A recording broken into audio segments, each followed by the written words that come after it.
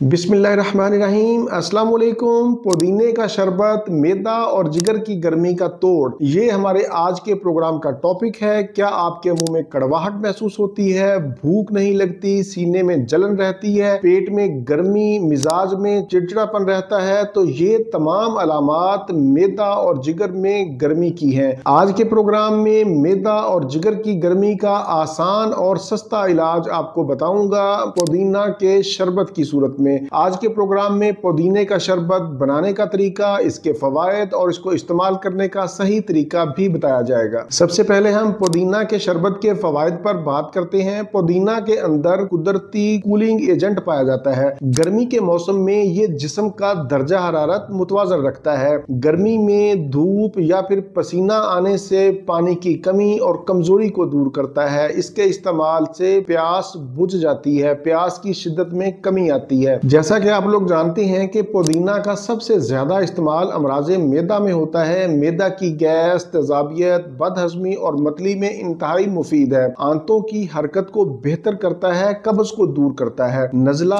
जुकाम और खांसी में भी मुफीद है। ये बलगम को खारिज करता है, दिमाग को सुकून देता है, चेहरे और जिस्म के दाने, एलर्जी और खारिश में भी मुफीद है। पुदीना के इस्तेमाल से मुंह से आने वाली बदबू का भी खात्मा होता है। पुदीना जिगर की गर्मी को दूर करके जिगर को मजबूत बनाता है। ये तो थे इसके मुख्तसर फवायद। अब इसको बनाने का तरीका सुन ले। वैसे तो पुदीने का शरबत बनाने के बहुत सारे तरीके हैं, लेकिन आज के प्रोग्राम में मैं आपको इंतहाई आसान तरीन तरीका बताऊंगा ताकि आप इसको बनाकर रोजमर्रा अपनी जिंदगी में इस्तेमाल कर सकें, अपनी खुराक का हिस्सा बना सकें। हमें सबसे पहले 10 से 15 अदद सब्ज पुदीने के पत्ते चाहिए। दूसरे नंबर पर आधा लीमू का रस। तीसरे नंबर पर आधा इंच के बराबर अदरक का टुकड़ा ले लें, इसको बारीक बारीक काट लें। पांचवें नंबर पर हमें शहद चाहिए। ये आपने एक बड़ा चम्मच लेना है। तमाम चीजों को एक गिलास पानी में डालकर अच्छी तरह ग्राइंड कर लें। आपका शरबत तैयार है। आप चाहें तो इसमें हस्बे जरूरत